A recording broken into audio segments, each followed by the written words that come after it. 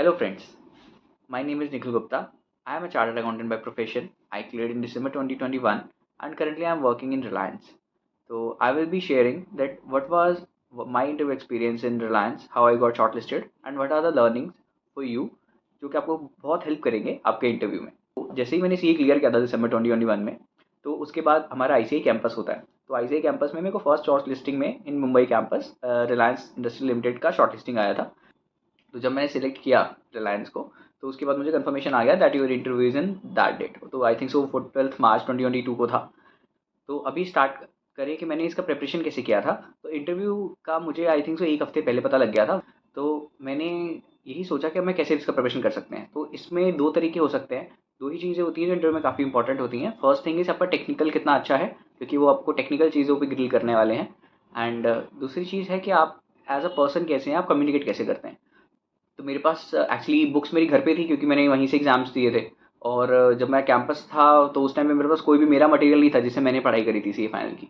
तो इसलिए मुझे लगा कि अभी अब अगर मुझे प्रिपरेशन करनी है तो टेक्निकल तो मैं डायरेक्टली पढ़ नहीं पाऊंगा। तो चीज़ें जो है थोड़ी बहुत ऑनलाइन यूट्यूब वगैरह रिवीजन लेक्चर से थोड़ा बहुत पढ़ सकते हैं, बट पूरे तरह से टेक्निकल को ब्रशअप करना इज़ वेरी डिफिकल्ट। तो एक डंप ले लेते हैं, थोड़ा सा डंप रीड कर लेते हैं जो भी आपका इंपॉर्टेंट डंप है। और रिज्यूमे को बहुत अच्छे से पढ़ना है। रिज्यूमे को मैंने पढ़ा और रिज्यूमे में कुछ की पॉइंट्स मिले मुझे कि अच्छा ये वो पूछ सकते हैं, और उसके ऊपर मैंने अपने अपने आंसर्स क्रिएट करने शुरू कर दिए। उसके बाद अलावा फिर मैंने जब बहुत सारी रिसर्च करी तो मुझे पता चला कि इंटरव्यू के अंदर मेन चीज़ होती है कि आखिर आप एज अ कैंडिडेट कैसे हो। क्योंकि वो जो इंटरव्यूअर है दैट ही वो आपको एज अ टीम मेंबर देख रहा है कि आप कितने अच्छा टीम मेंबर हैं। और बाकी सभी लोग भी तो सही रहने वाले हैं, कैंपस का इंटरव्यू है तो how how I am better than those chartered accountants कि मैं उसको एज अ एक अच्छा फैमिलियरिटी बना पाऊँ। तो फिर इसीलिए मैंने ये सोचा कि मैं अपने जितने भी एचआर क्वेश्चंस हैं, जैसे tell me about yourself है, वाई दिस वाई रिलायंस, या फिर आपकी स्ट्रेंथ्स वीकनेसेस क्या हैं, आपने कैसा काम किया आज तक, अच्छा आपने ऐसा क्या बहुत अच्छा किया है जो बाकी चार्टर्ड अकाउंटेंट से आपको अलग बनाता है। मैंने इन सब आंसर्स को अच्छे से फॉर्म किया एंड अच्छे से याद कर लिया कि यही आंसर्स मुझे बोलने हैं, और कुछ भी क्रॉस क्वेश्चन आएंगे तो मुझे उसके लिए भी प्रिपेयर रहना है। तो जब इंटरव्यू का टाइम आया, तो इंटरव्यू के अंदर 3 लोग थे बिज़नेस की साइड से और एक एचआर, तो बेसिकली 4 लोगों का पैनल था। तो बेसिकली मैंने पहले ही कैमरा ऑन करके रखा हुआ था, तो दे वर एबल टू सी जैसे-जैसे पैनल जॉइन कर रहा था 4 में से एक-एक करके, तो वो लोग मुझे देख पा रहे थे और मैं सबको गुड मॉर्निंग विश कर रहा था। तो बेसिकली ये चीज़ बहुत इंपॉर्टेंट होती है कि आप उनके साथ फ़ैमिलियर हो जाओ, इतना नर्वस मत दिखो। इट्स जस्ट अ इंटरव्यू, आप कर सकते हो। फिर उन्होंने बोला कि अपने बारे में बताइए एंड इंटरव्यू था इन इंग्लिश, तो टेल मी अबाउट योरसेल्फ। तो मैंने फिर अपना जो टेल मी अबाउट सेल्फ पहले से प्रिपेयर किया हुआ था अच्छे से, वो पूरा ऐसा का ऐसा सुना दिया, बहुत ही कॉन्फिडेंटली सुनाया। मैंने बहुत बार इसको प्रैक्टिस किया था। उसके बाद उन्होंने मुझसे टेल मी अबाउट योरसेल्फ में से क्रॉस क्वेश्चनिंग करनी शुरू कर दी, जैसे कि इंडस्ट्रियल ट्रेनिंग एचडीएफसी से करी है। तो एचडीएफसी से अगर आपने इंडस्ट्रियल ट्रेनिंग करी है तो आप एचडीएफसी ज्वाइन क्यों नहीं करना चाहते, इस क्वेश्चन के लिए मैं पहले से प्रिपेयर था। तो बेसिकली मैं चाहूँगा कि आप जितने भी क्वेश्चन है अपने रिज्यूमे से या अपने टेल मी अबाउट योरसेल्फ से क्रॉस क्वेश्चनिंग क्रिएट करिए, क्योंकि वही चीज़ें वहाँ पे आपको अचानक से शॉक ना लगे, झटका ना लगे कि यार ये अचानक से इन्होंने क्या पूछ लिया, मैं कैसे आंसर दूँ। वहाँ पे फॉर्म ना करना पड़े, आपको पहले से सारे आंसर्स आपके दिमाग में एटलीस्ट बने हुए हों, अगर पेपर में हो तो और भी अच्छा है, क्योंकि क्लैरिटी उससे बेटर आती है। ये होने के बाद जब उन्होंने मुझसे पूछा कि एचडीएफसी कैसा है, तो एचडीएफसी में क्यों नहीं जा रहे आप। तो एचडीएफसी मैंने बता दिया कि भाई एचडीएफसी मुझे बैंकिंग में काम किया है मैंने, बट आई थिंक सो मेरी स्किल सेट जो है वो कॉर्पोरेट में ज़्यादा काम करेंगी। और जो मेरा रोल है फाइनेंस एंड अकाउंट्स में, वो मुझे ज़्यादा हेल्प करेगा। जो टैक्सेशन है जिसे मैं जो कि मैंने आर्टिकलशिप में किया है वो मेरा कोर एरिया है आई थिंक सो, और मैं उसी में जाना चाहता हूँ।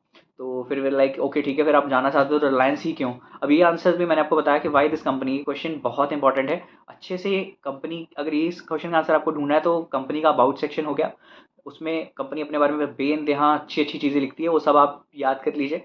एंड उसके अलावा आप विकीपीडिया पढ़ सकते हैं, कंपनी के बारे में लिंक्डइन पे चेक कर सकते हैं कि कंपनी क्या पोस्ट करती है नॉर्मली। ठीक है, लिंक्डइन पे उसका वो लिंक्डइन पे आखिर क्या दिखाना चाहती है अपने आप को, उस चीज़ को अच्छे से देखिए। न्यूज़ में कोई है, कोई एक्विजिशन है, कुछ भी है, ये सब पिछले 6 महीने का देख सकते हैं आप। इट इज़ वेरी इंपॉर्टेंट, कोई लीडरशिप चेंज हुई है, these are very important points जो कि आप अच्छे से याद कर सकते हैं, जो कि आप यूज़ कर सकते हैं in your this why this company, because ये कंपनी क्या कर रही है और मेरा जो विजन, मेरा जो मोटिव है वो कंप्लीटली इस कंपनी के विजन के साथ अलाइन होता है। तो ये सब चीज़ें जब आप बताते हैं तो देर लाइक कि बंदा कंपनी को लेके काफ़ी एक्साइटेड है, और ये ऐसा नहीं है कि बस पैकेज के लिए या कमाने के लिए आ रहा है, बट ये एक्चुअली में कंपनी को लेके सीरियस है। तो ये चीज़ें करने के बाद जब उन्होंने फिर टेक्निकल स्टार्ट किया कि अच्छा ओके, तो उन्होंने पहले बेसिक एंट्री से स्टार्ट किया कि आखिर परचेज के ऊपर क्या एंट्री पास होती है, सेल के ऊपर क्या एंट्री पास होती है। देन ये स्टार्टेड एडिंग एडजस्टमेंट्स, अच्छा अगर जीएसटी है तो, अगर आरसीएम का केस है तो, या फिर अगर टीडीएस है तो, अगर जीएसटी का टीडीएस है तो, या फिर जो भी चीज़ है, मतलब ऐसे करके एक एक करके एडजस्टमेंट डालते रहे। फिर अलग अलग इंडस्ट्रीज में जाते रहे, जैसे टेलीकॉम हो गया, जो भी रिलायंस की इंडस्ट्रीज है, टेलीकॉम, रिटेल हो गया, हाइड्रोकार्बन्स हो गया, फाउंडेशन हो गया, ट्रस्ट में कैसे एंट्री पास होगी, इस सब पे उन्होंने चेक किया उन्होंने। And that was actually very good कि वो एक ही चीज़ उन्होंने लगभग सब कुछ देख लिया कि मेरा अकाउंटिंग में हैंड कैसा है। और ये सब चीज़ें ऐसी हैं कि जो हमें पहले से आती हैं, हमें पढ़ने की ज़रूरत नहीं है, और आप कहीं से पढ़ोगे भी नहीं। ये होने के बाद फिर उन्होंने मुझसे कुछ क्वेश्चन पूछे कि इस इंडियस में क्या है, आपको इंडिया से आता, तो इंडियस के बेसिक क्वेश्चन पूछ रहे थे। और पूरा इंटरव्यू काफ़ी बेसिक रहा, बिल्कुल भी उन्होंने कुछ ऐसा नहीं कि बहुत ही आउट ऑफ द बॉक्स पूछ लिया या फिर कुछ ऐसा पूछ लिया डीप डाउन, ऐसा उन्होंने कुछ भी नहीं किया, बिल्कुल नॉर्मल चीज़ें पूछी। एंड ऑफ कोर्स पर ऐसा नहीं होता है हर इंटरव्यू में, बट इस इंटरव्यू में मेरे साथ ऐसा हुआ। लेकिन जिस तरह से वो क्वेश्चंस पूछ रहे थे, मुझे लगा कि यार ये तो सभी से ऐसे क्वेश्चंस पूछ रहे होंगे। तो इसके बारे में बात करेंगे कि मैंने कैसे अपने आप को डिफरेंट दिखाया, कैसे ये प्रोजेक्ट किया कि I am the best candidate to choose. तो उन्होंने ये बेसिक क्वेश्चन जब पूछे, उसके बाद उन्होंने लास्ट पे फिर कुछ क्वेश्चन पूछे जो कि मुझे नहीं आते। जैसे स्टार्ट के क्वेश्चन मुझे अच्छे से आते थे, बट बाद के क्वेश्चन जैसे उन्होंने फैक्चुअल क्वेश्चन पूछ लिए कि टीडीएस का रेट क्या है, या फिर टीडीएस के रिटर्न कब भरते हैं, या फिर जीएसटी का रिटर्न्स का डेट क्या है, या फिर मतलब कुछ बेसिकली टेक्निकल चीज़ें जो कि चेंज होती रहती है, रिटर्न की डेट्स वगैरह। तो मैंने बता दिया सर मुझे इसके बारे में कोई इतना आइडिया नहीं है, बट क्योंकि मैंने काफ़ी टाइम पहले किया था, फॉलो नहीं कर पा रहा हूँ, but I will check it out. तो बेसिकली ब्लफ नहीं करना है, गलती मान लेनी है कि सर मुझे एक्चुअली याद नहीं है। गलत बताने से अच्छा है कि आप बोल दो कि सर मुझे नहीं आता, मैं देख लूँगा। क्योंकि और इंटरव्यू के अंदर ये ध्यान रखना है, आपको 90% क्वेश्चंस के आंसर अगर आपको आते हो तो बहुत अच्छा है, 75% भी आते हो तो भी चल जाता है काम, क्योंकि इंटरव्यू नहीं चाहता आप 100% के आंसर दें, ठीक है ना। इंटरव्यू चाहता है कि आप अच्छा सा आंसर ठीक ठाक आपको आता हो बस, क्योंकि उनको पता है आपने सीए करा है, आप कैंपस से होके आए हो, तो आपने कुछ ना कुछ तो पढ़ा ही है, ऐसा नहीं है कि आप बिना पढ़े ही सीए बन चुके हो। तो ये होने के बाद उन्होंने फिर जब भी क्वेश्चंस हो गए तो फिर एचआर राउंड की बारी आई, और मेरा पूरा interview I think so 10 minute में ही पूरा हो गया, 10-12 मिनट में। मुझे लगा कि यार ये काफ़ी कम हो रहा है। फिर एचआर ने कुछ क्वेश्चंस पूछे कि मतलब आप आपकी स्ट्रेंथ्स क्या है, वीकनेसेस क्या हैं, एंड आपने आर्टिकलशिप में ऐसा अच्छा क्या किया है जो हम आपको चूज़ करें, या फिर आप इस कंपनी में वैल्यू कैसे ऐड करेंगे। इन सब क्वेश्चंस के आंसर मेरे पहले से ही फ्रेम थे। एचआर के क्वेश्चंस होने के बाद मेरा interview I think so 15 minutes हो चुके थे, और मुझे लगा कि यार हर एक इंटरव्यू के लिए लगभग 30 मिनट्स होते हैं, 25-30 मिनट्स अलॉटेड होते हैं, और अगर भी मैंने छोड़ दिया तो ये निकल जाएंगे, और मतलब क्या ही याद रहेगा इन्हें मेरे इंटरव्यू के बारे में। ये तो बेसिक चीज़ें हैं, सब लोग इसी हैं, कई लोग फर्स्ट टाइम में भी होंगे, इंटरेस्ट लेने भी होंगे, आर्टिकलशिप भी लगभग सेम ही होती है सबकी। तो आई सेड कि क्या डिफरेंट है। तो जब उन्होंने क्वेश्चन पूछा कि okay, if you have any doubt you can ask question. तो यही एक्चुअली पॉइंट है जिस टाइम पे आप अपने आप को डिफरेंशिएट कर सकते हो बाकी कैंडिडेट से। आप उस इंटरव्यूअर के साथ एक पर्सनल रिलेशन क्रिएट कर सकते हो, एक फैमिलियरिटी क्रिएट कर सकते हो। तो यही मैंने किया। जैसे ही क्वेश्चन, तो नॉर्मली क्या होता है, क्वेश्चन लोग पूछते हैं कि सर वर्किंग आवर्स कैसा है, कल्चर कैसा है, या फिर सैलरी कैसा होगा। पर कैंपस में तो ये नहीं पूछते हैं कि सैलरी कैसा होगा, बट कुछ लोग पूछ लेते हैं कि सर कैसा, अपना रोल कैसा है, या कैसा रहेगा दिन मेरा। बट मैंने ऐसा कुछ नहीं पूछा। मैंने सिंपल सा पूछा, सर रिलायंस आगे क्या करने वाला है 5 ईयर्स में, और उसके अंदर मेरा रोल किस तरह से काम आएगा। तो बेसिकली ये क्वेश्चन सिग्निफाई करता है कि आप लॉन्ग टर्म के बारे में सोच रहे हैं कंपनी में, और उसके अंदर भी आप ऐसा नहीं कि कंपनी में बैठे रहेंगे और बस इंतज़ार कर रहे हैं कि आपकी ग्रोथ हो जाए, but actually you are thinking कि मैं आखिर कैसे वैल्यू ऐड कर सकता हूँ इसके अंदर। तो अगर आप वैल्यू ऐड कर सकते हैं और ये आप दिखाएंगे, बिकॉज उसको खुद से कुछ नहीं पता चलने वाला है, जो आप बातें कर रहे हैं, जो आप मुँह से बोल रहे हैं, वही उसको इम्पैक्ट कर रहा है चीज़ें, या फिर आप कैसे, आपकी बॉडी लैंग्वेज है। तो ये चीज़ों पे काफ़ी ध्यान देना पड़ता है। एंड उन्होंने फिर जैसे ही उन्होंने ये क्वेश्चन पूछा, दे आर लाइक स्माइलिंग कि इस बंदे ने कुछ अच्छा पूछा है कि 5 ईयर्स में रिलायंस क्या करने वाला है, और मेरा रोल कैसे।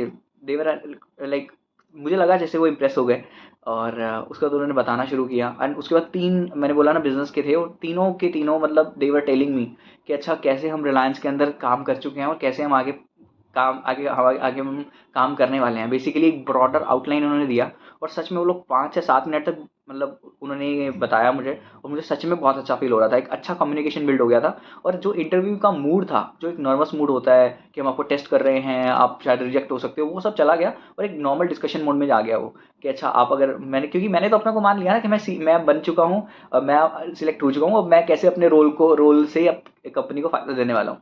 तो बेसिकली यही आप करिए, fake it till you make it. और यही चीज़ आपको बहुत काम आएगी चीज़ में, क्योंकि आप मान लीजिए कि आप हो चुके हैं, कोई बात नहीं, नहीं हुए तो ठीक है, लेकिन आपकी एक अच्छा बॉन्डिंग तो हो गया ना इंटरव्यूअर के साथ। अगर मैं लास्ट पे आपको की टेक अवेज बताऊँ तो तो कुछ जो टेक अवेज हैं मेरे ख्याल से 3 चीज़ें हैं। पहला, जो भी सेट ऑफ क्वेश्चंस हैं एचआर क्वेश्चंस, वो आपको अच्छे से प्रिपेयर कर लेने हैं। टेल मी व्हाट योरसेल्फ हो गया, व्हाई दिस कंपनी, एंड जो भी है जो भी क्वेश्चन मैंने वीडियो में बताए हैं वो सब अच्छे से आपको प्रिपेयर कर लेने हैं। जो सेकंड थिंग है वो है अपने ऊपर कॉन्फिडेंस और अपने बारे में ज़्यादा जाने।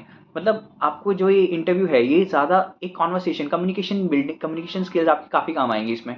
अगर आप रैंडम कॉन्वर्सेशन बिल्ड कर सकते हैं, मान लीजिए आप किसी से वैसे ही मेट्रो में मिले और आप कैसे कॉन्वर्सेशन बिल्ड करेंगे, आप कैसे उसको ये दिखाएंगे कि आप एक ट्रस्टवर्दी पर्सन हैं, ये चीज़ बहुत हेल्प करती है आपकी। और ये एक्चुअली में मैंने अपने आईटीओसी में भी सीखा था। आईटीओसी में मैं आई वॉज वेरी शाई और मेरे ख्याल से बहुत ही इंट्रोवर्ट था। और तो हमें हमारे सर ने बोला था कि आप रोज़ ट्रैवल करके आते हैं, और मैं उस टाइम पे 2 बसेस चेंज करके जाता था, बेसिकली 1.5-2 घंटे का ट्रैवल करके अपने आईटीओसी सेंटर तक।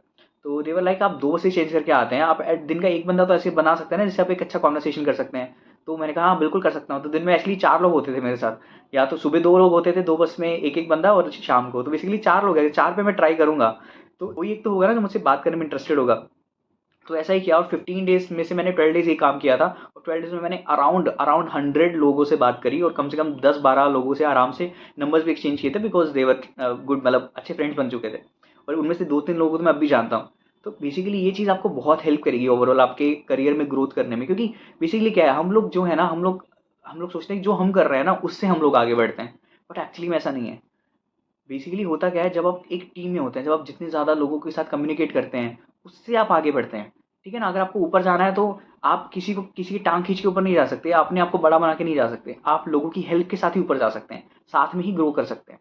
अभी मुझे रिलायंस में 2 साल होने वाले हैं, और बहुत ही हैप्पी जर्नी रही है। मैं ये भी पूरी शेयर करूंगा आपके साथ, और मेरी सीए जर्नी, मैं सीए कैसे बना, वो भी बहुत इंटरेस्टिंग स्टोरी है, वो भी मैं आपके साथ शेयर करूंगी next videos. Please be connected, subscribe, like and comment. अगर आपका कोई भी क्वेश्चन रहता है इंटरव्यू को लेकर, आप कमेंट सेक्शन में पूछ सकते हैं, नहीं तो मेरा लिंक्डइन और इंस्टा डिस्क्रिप्शन में आप उसमें कनेक्ट कर सकते हैं। ठीक है, thank you. Is your interview, bye, best of luck.